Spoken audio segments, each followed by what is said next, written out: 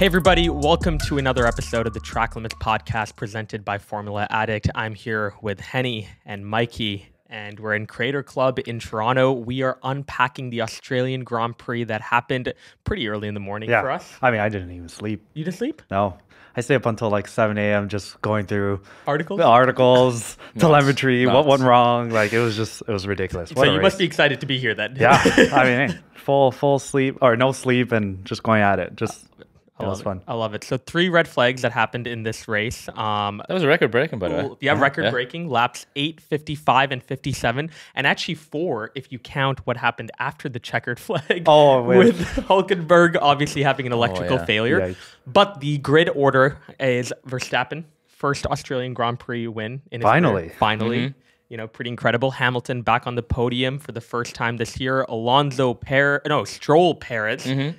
P5 for Paris from P19. Hey, driver of the day. Did he actually get driver of the day? P20 to P5. Like. He did. And also, the overtakes he was doing on turn 9 and 10, the fast ones, side by side. Yes. That's Chekhov's corner. That's what they're going to call it now. But that took a lot of confidence to like trust the car. From a car that he couldn't trust in the free practice in qualifying. He had full faith in it. So I don't know. 100%. And then the final 5 were Lando Norris in P6. So that's why I'm repping the McLaren merch today. Nico Hulkenberg, then Piastri, first points ever in F1. In his home race. Pretty special. 3 races in, and he's already gotten points. Incredible. It took Russell, was it 2 years with Williams? 2 years with Williams. And he cried then when he got it. It meant so much. And Piastri's just like, that's another day in the office. Day. Yeah. And then we had Joe and Sonoda, and missing out on points is Carlos Sainz with the 10-second penalty. 5, right? 10. 10. They doubled it? No, it's 5. 10. I thought it was 10. No, it was a 5, but it was at the restart, so it's automatically he's out of points. He was outside the points, but it was a 5-second penalty. Yeah. And he got 2 penalty points too. Yes, on top. which is Did he get 2 brutal. Yeah. Very harsh. But we'll talk about that. Yeah. We'll talk about that. I was just going to say, there's a lot around the penalty. We'll talk about that. And then the DNFs. Oh my God, did I have to write these out? Gasly, Ocon, De Vries, Sargent, Magnussen, Russell, Albon, Leclerc. I don't know if I can think back to a race that had these many DNFs. But most of it was caused by one red flag restart. Yeah. Yeah, and that just created utter chaos. Yeah, it was carnage. And aggressive driving, which was kind of cool to see for a split second. Then you're like, oh, what the hell's going on? Yeah. So, I mean, general thoughts, what do we feel? Henny, why don't you kick us off? It was an awesome race. I know everyone went into it expecting it's just another Max dominant win, which, you know, if there was no red flags, it looked like it was. But with the red flags, it was anyone's game. Hamilton had pace. Even Alonso said he couldn't catch up with him. He made no mistakes. That car was just another rocket that was there, right? And with the restarts, it looked like Red Bull couldn't get their tires warmed up enough. And as we saw at the beginning, both Mercedes took him. And that's the kind of race we want to see. Yep. More of that. Yep. Mikey? Yeah, I loved every minute. It was pure chaos. Yeah. Like, I will agree with Henny. At one stage, I remember looking up and everyone had gone onto the hard tires. And I was like, oh, well, there's the strategy out the window. But it just, every lap, something new was going on. Yep. But also, we had a 3-way battle. We had Russell, Hamilton, and Max for maybe the first 10 laps, which we haven't seen. Now, it's always been someone dominant. Yep. So it's kind of cool to see the dynamics. Plus, even Russell was told to save his tires, and Hamilton was making a move on him. He was shouting at his team. It was kind of like, there's an extra layer of spice to it. There was. And I think one of the cool things was even just turn 1, right? Like, even seeing the kind of tension that was brewing. Like, is George going to crash into Max? Is Hamilton going to have a really good start? Like, from start to finish, I think this race was just incredible. Yeah. Incredible. And nearly every corner as well. Like, some tracks, there's a specific corner where it's like, oh, that's the overtake corner. Every corner, someone is making a move. Yeah. There was never a quiet moment. I'm so gutted for Albon. Yeah. This was the track to get points. With the setup they had, I think he was just a little aggressive on that when he didn't need to. Alonso was giving him the gap, but he took that corner a little too quick, oversteered it, and he was gone. And he apologized. He did. He took full credit. He was like, that was entirely my bad. Did you see sorry to interrupt you. Did you see Hulkenberg's camera when Albon spun out and hit the wall? He came back. Hulkenberg had to do a little evasive action. If he had to clip him as well, because the gravel made it so the visibility also was the dust. You couldn't even see where the car was. That could have been a lot worse than what it was. But heartbreaking for Albon. Yeah. And Magnussen, what was he doing? Magnussen with the crash. In his post-race interview, he actually was like, I didn't even feel it. He's like, I didn't even know my back right tire was gone. He was like, I'll I want to finish the race with 3 tires. A fan went on afterwards and signed Magnussen was ear over the tire mark on the wall. That is incredible. Oh, that's a bold move. Is this a Magnussen gate? Yeah. Oh, stop. But I mean, 3 red flags. Like, let's talk about it. I think we had a conversation last night while we were sitting down. 3 red flags. Was it necessary? Was it not? I know Max obviously came out. George Russell has come out. Alonso has come out, and a lot of them have said, I think 3 was too many. What do we think? It was. I think the Albon one, it might have been a necessary one, depending on, Hülkenberg almost crashed into him. There was so much debris, and the barrier was damaged. Yep. So and it was so early on that it didn't affect the race too much that it was fine to do a red flag restart. Yeah, he pitted. Bro, that car turned into the Batmobile. It was shooting flames out the back, like. But other than that, I think the last one was unnecessary. Yeah. I think they should have already called the race to be over. Yeah. It was only 1 lap, so they already finished on a safety car anyways. Yeah. Or rolling procedure start. So I think that was unnecessary. But other than that, I think the FIA is taking safety over anything at this point. More, and also a bit of entertainment. Clearly on the last restart, they wanted another battle. But it's good. I think I agree with the FIA on the safety. What would have changed though? They did a red flag, so people pitted for fresh tires. What did the drivers want? They wanted a yellow flag, so you would maintain your position. Yeah. No one gets a fresh set. They would clean the debris, crane the car off, and then go again. Yeah, safety. So the argument is over a free pit stop. Free pit stop, and then I think also just like many drivers also just felt like, okay, if we can just continue and like have the race start within like 2-3 laps right away after. I mean, it's a lot better than having to have everyone go into the pit lane, new fresh tires come on, but like it's still cold tires. Yeah, true.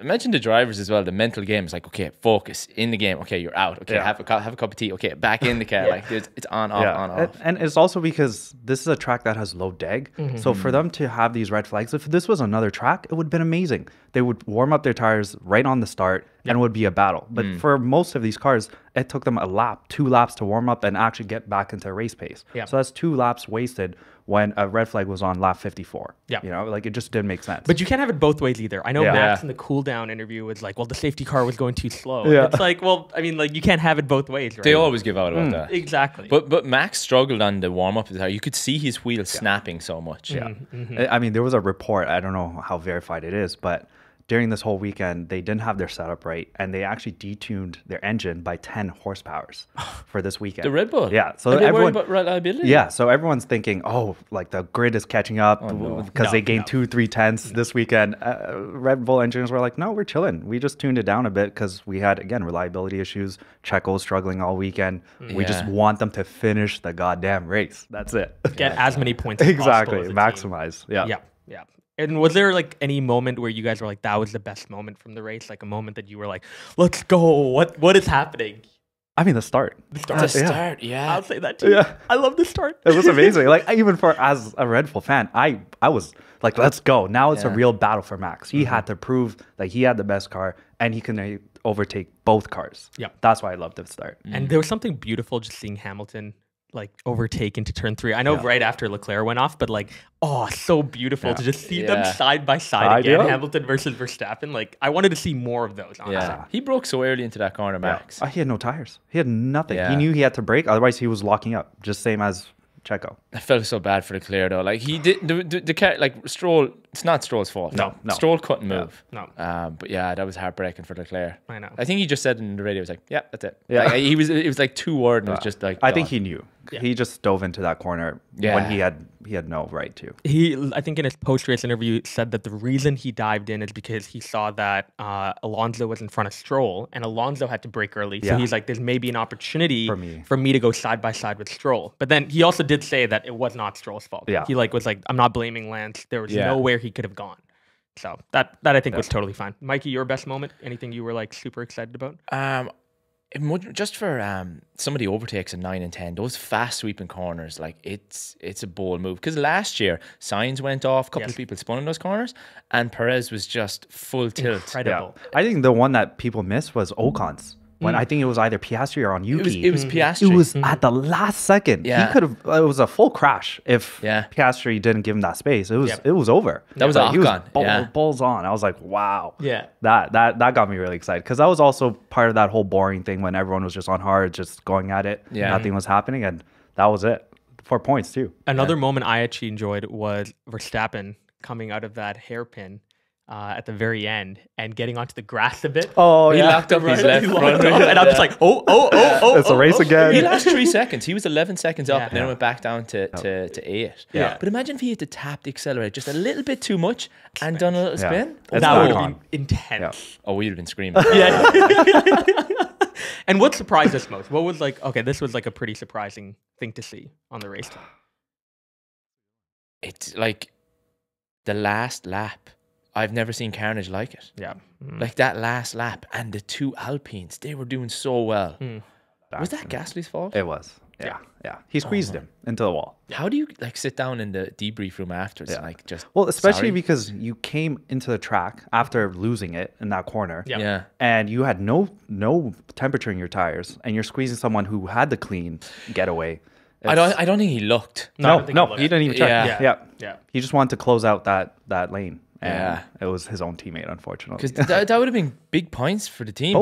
They needed that. Not to mention the damage, the cost. Like. I mean, the surprise for me was Gasly. Being in 5th and holding it with Ferraris and Aston Martins. They were here on the track this weekend. They were here. Sainz, like, to give Sainz credit, you're going to love this one, Swish. He actually pulled off some decent moves. He did climb. Yep. And again, I'm going to say this. I think the penalty was too harsh for him. And I think he drove a great race. Yeah, he did. He did. That's why I chose him to finish in 3rd during the race. I saw their pace that Ferrari had this weekend, and it was really good. It was on par with Mercedes and Aston Martin. They had the chance to get the podium, and unfortunately didn't. Aston Martin are so solid. Like, they have a stable car. Yeah. And they're only going to improve. Yeah.